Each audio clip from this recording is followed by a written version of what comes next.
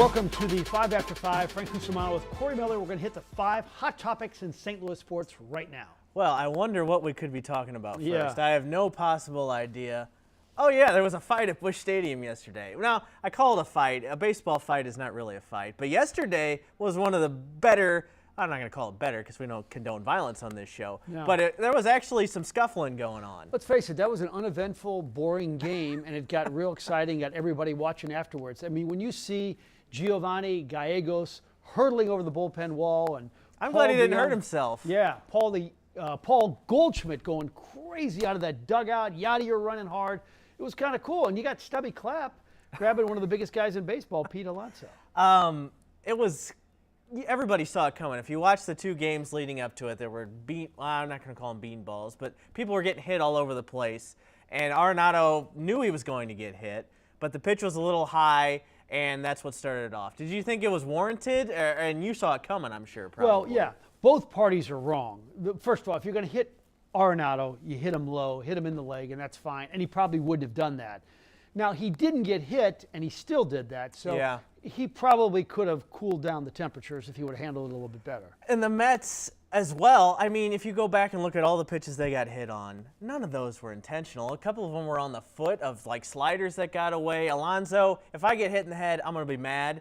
But it was like a changeup from Cody Whitley that got away, too. Yeah, but the game before. I'll say this, though. Those guys are so skilled. You can't miss around the head. You just can't. Do you think there's anything? Chris Bassett talked about the ball, baseballs. yeah. Do you think there's anything to that?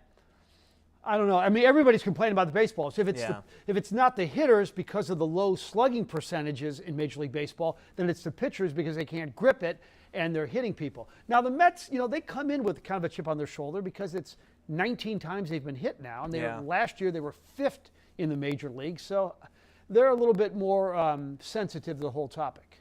If you had to pick a Cardinal that you'd want in your corner for a fight, who would you pick? I think I'd say Goldschmidt. He's the strongest. Yeah. Now, he doesn't. Now, if you pick Yadi or Molina, Yadi's going to go in there and give it all he's got, and you're not going to lose that fight. Goldschmidt doesn't have that quiet mentality, I don't think, because he's a real peaceful guy that wouldn't hurt a fly. But if you're talking look pure, like one yesterday. If you're talking pure strength, it's got to be Goldschmidt. That's Yeah. who Arenado said.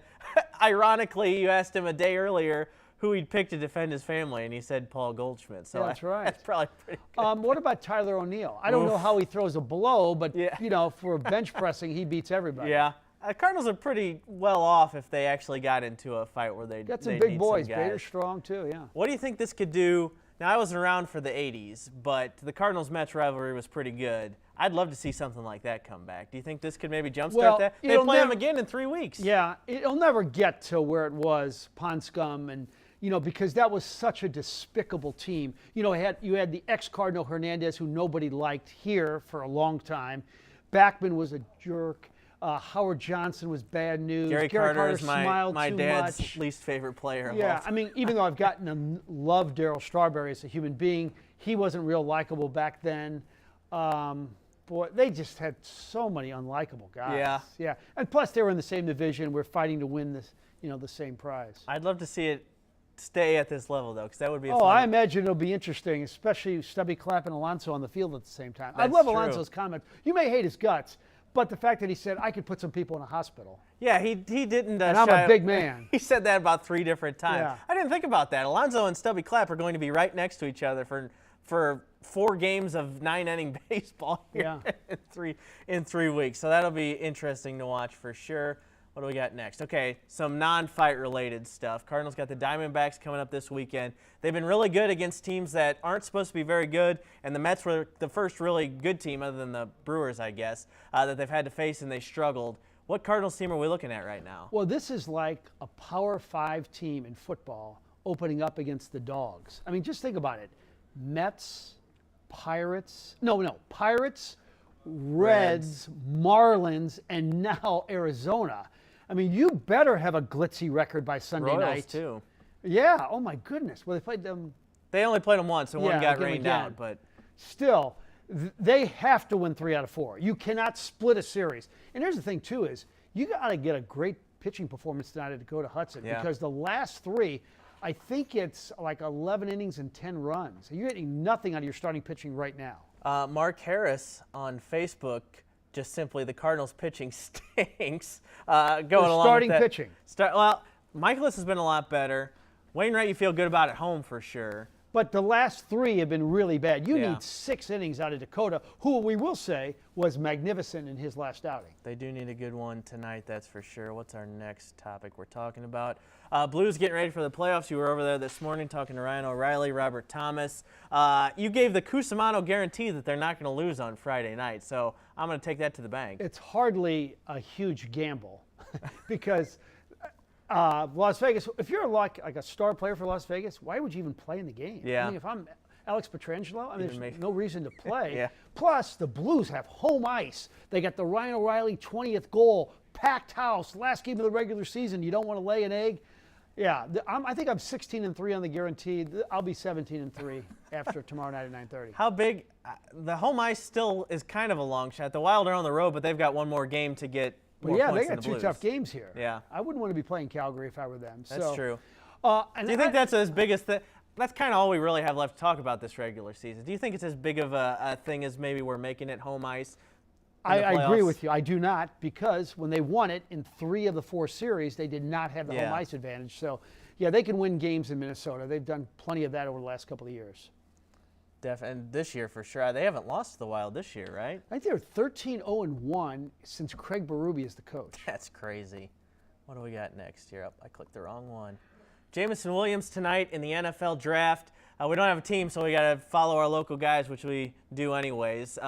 We never did get I never went back and looked at the last St. Louis kid taken in the first round. We thought it was Sheldon Richardson. We should have gone and looked it up. Oh no, Ezekiel. Yeah. That's who we settled on. Jamison will go in the first round.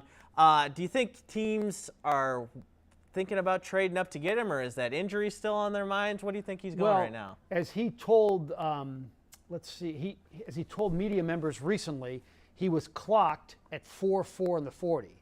So what if you don't get him for the first 4 or 5 weeks? Yeah. This guy could end up being, one of the most electric receivers in the league, and it's a league where you don't need 1, you don't need 2, you need 3. I would not let him go past 12. Buried at Ohio State, goes to Alabama, breaks out, and now he's going to be a first-round pick. That's and a couple cool. of Ohio State wide receivers are going to go in that draft before him, possibly. So. We got Peggy with the Let's Go Blues, and then Richard, back to our original topic. Do you think MLB is going to levy any fines for what happened yesterday? I haven't heard anything yet.